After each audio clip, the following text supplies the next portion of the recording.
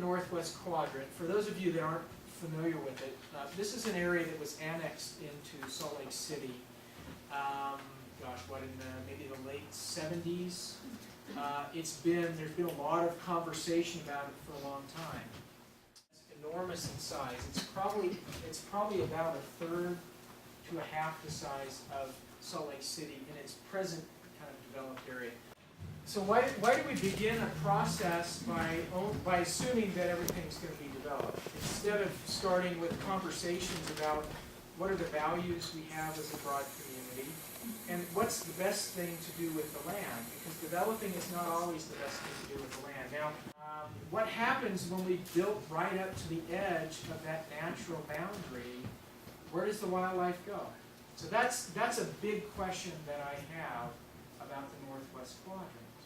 And there are some buffers that are planned into the plan, but when you're building right up to the FEMA flood limit, and the wave action, and the drainage and everything that's happening into the lake, when you build right up to the limits, what happens to the wildlife? And it may be for a short time, it may be for a period of 2 or 3 years, like the last time it got up to this level.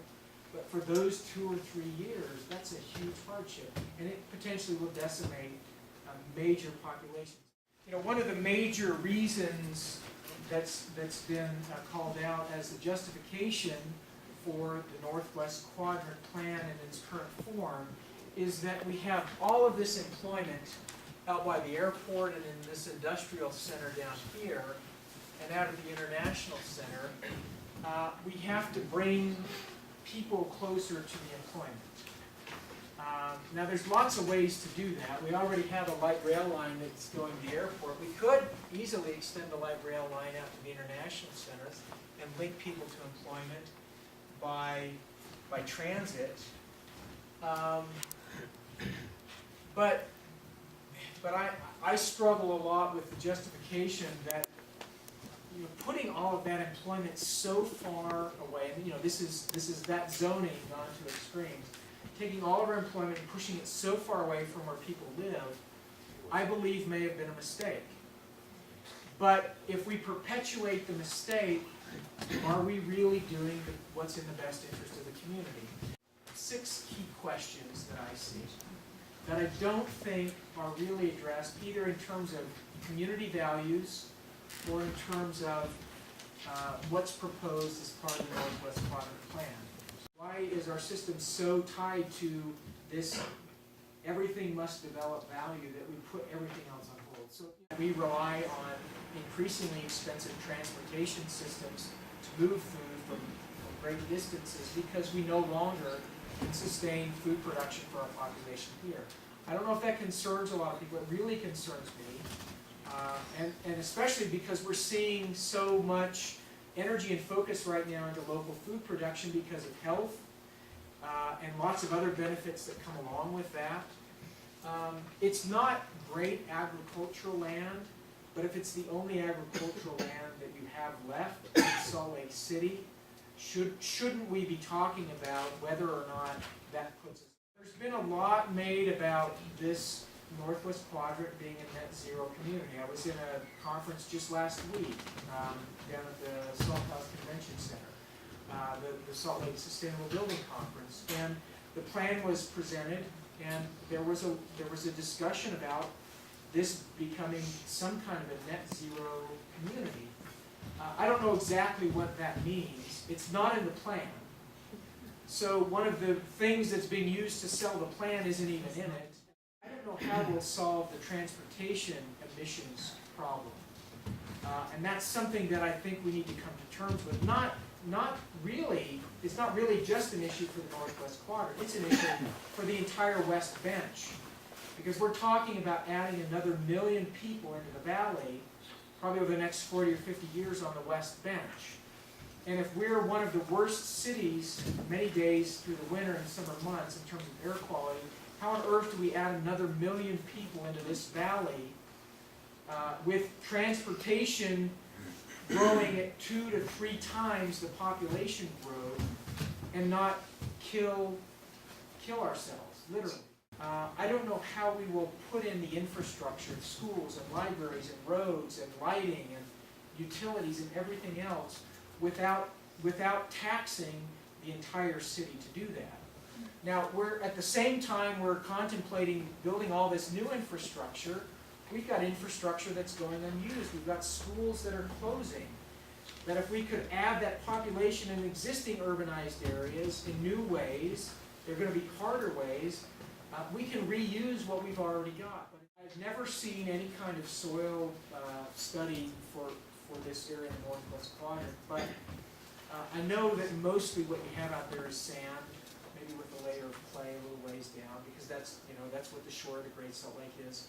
We've got water tables that are probably in some areas not more than a foot or two, and we've got high lake levels. It's even it's right up there close to the surface. I don't know whether or not this area is even capable of putting the kinds of density and infrastructure that's envisioned with the plan. And so I have concern that what's going to go out here first are the neighborhoods, because housing is where the demand is, and that these kinds of things that are envisioned might never happen. And so in fact, I don't know whether or not we'll get what's envisioned in the plan, because I don't know if the geology of this area can handle that. Maybe it can. I've been asking that question for 4 years, and I haven't received an answer to it yet. I don't know whether it's capable. I don't know if we've done the studies. If we do, they're not being made public. They're not in the plan, and I think it's a question that we need to ask. I've been asking, and I've not seen the studies on what the capacity of the soil is to grow stuff here. And so, and the answers that I keep getting anecdotally are you can't really grow much here. It leaves me with a big question mark about whether or not we can actually have the kinds of things that are pictured in the books. Not to mention that we're going to have to start spraying for mosquitoes. Mosquitoes and the flies and the bugs are a major food source for the wildlife that's here.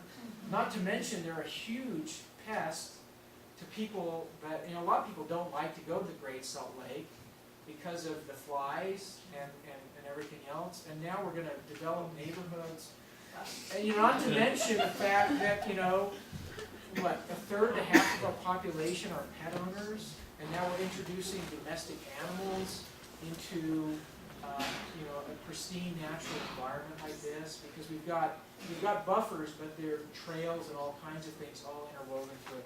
I don't know whether or not those things can coexist. We're talking about developing thousands and thousands of acres that are currently habitat. That's the fundamental reason for this plan. Growth is going to happen. This is a reasonable way to accommodate 100 to 150,000 new residents in Salt Lake City. Again, in my opinion, that's based on the old model that resources are unlimited and that we can continue to do the kinds of destructive things to the environment that we've always done. I don't think that's a good way to grow. I think there are better ways. My belief is this is not infill.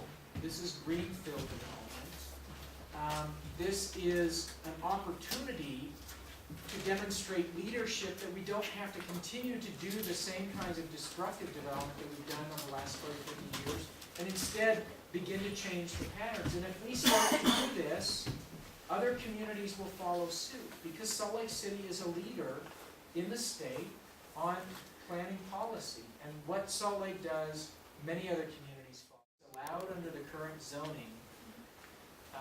There's enormous capacity. I mentioned Sugar House. We could add, without changing the zoning, we could add 10,000 residents in Sugar House.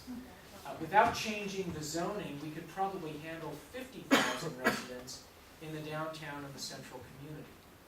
I think it's probably more important for those council members to hear from their own constituents than to hear from me. I think those that are represented by these council folks ought to be having those conversations, because I guarantee you that those that are selling the plan are actively talking to their council members right now.